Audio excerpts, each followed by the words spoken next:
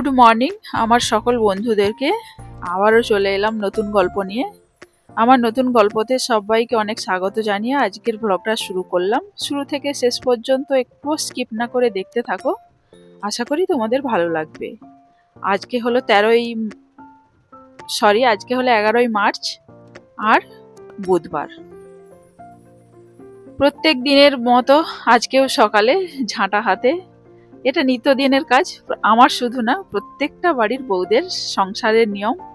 তো সংসারের কাজ হলো মেয়েদের ভালোবাসা দিয়েই করে, আর সংসারকে অনেক যত্ন। সেই জন্যই সংসার হলো মেয়েদের কাছে বলতে পারো একটা স্বর্গ।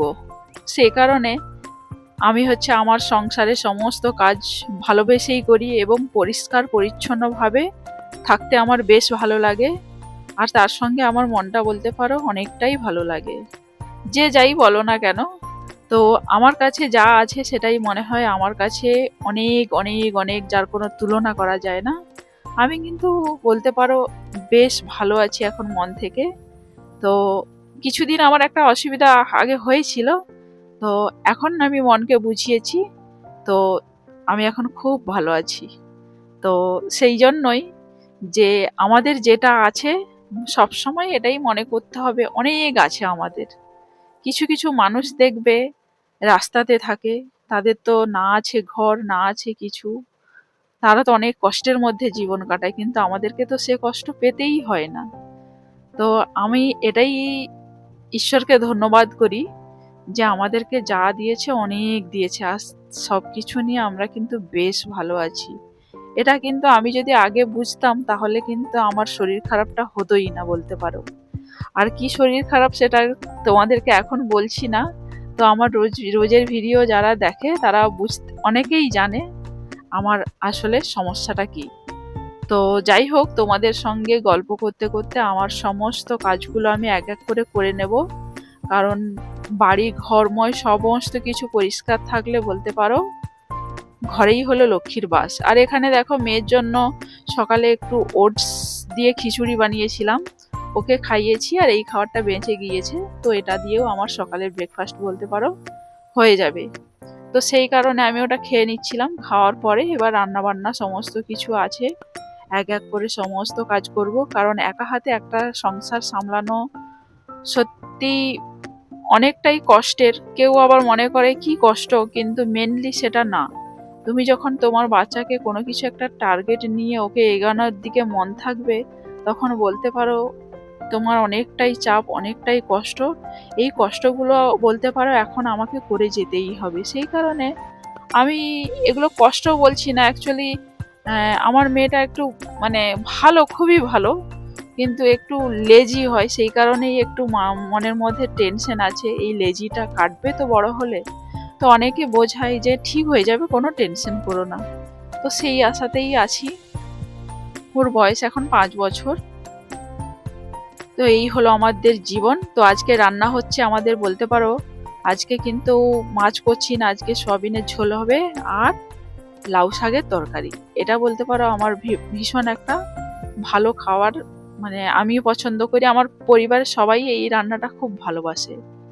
আর আমরা সত্যি বলতে এখন মানুষ তো বেশি আমিষ খেতেই পছন্দ করে, নিরামিষ একটু অ্যাভয়েড করে চলে।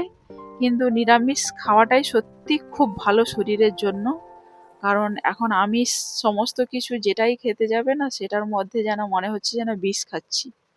তো যাই হোক, আর কি বলা যাবে, এখন যা চলছে সমস্ত কিছু সেই সব কিছুর মধ্যেই আমাদেরকে বেঁচে থাকতে হবে। আর এখানে দেখো তোমাদের সঙ্গে গল্প করতে করতে আমি লাউ শাক সমস্ত কিছু কেটে কুটে বেছে রেখেছিলাম।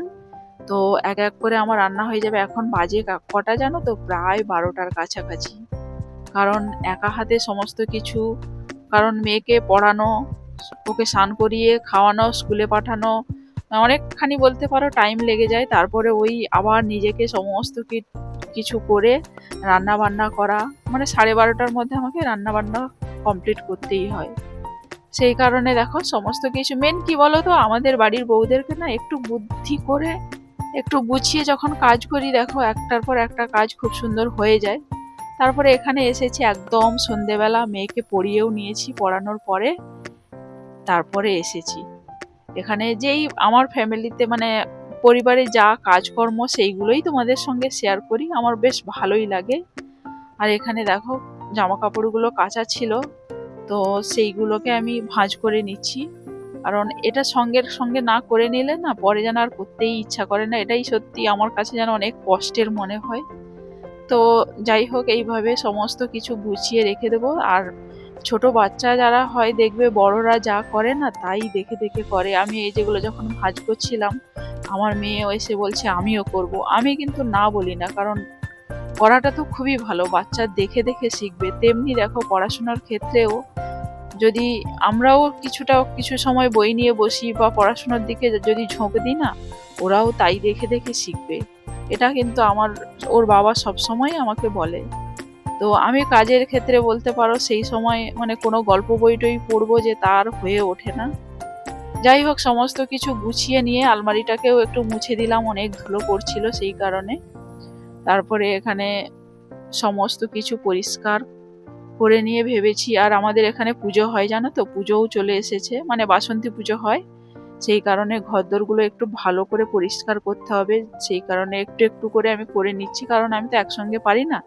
তারপরে ঝেড়ে মুছে পরিষ্কার করে একটু রাতের ফেস ওয়াশ করে একটু ময়েশ্চারাইজার লাগালাম, দিয়ে যাই হোক এই হলো আমাদের জীবন।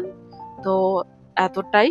তো আবার তোমাদের সঙ্গে দেখা হবে নতুন গল্প নিয়ে, আমার নতুন গল্পতে। ততক্ষণে সবাই ভালো থাকবে, অনেক অনেকভাবে সুস্থ থাকবে, সাবধানে থাকবে। তোমাদের সঙ্গে দেখা হচ্ছে। ভিডিওটা এই পর্যন্ত। সবাইকে থ্যাংক ইউ অ্যান্ড টাটা।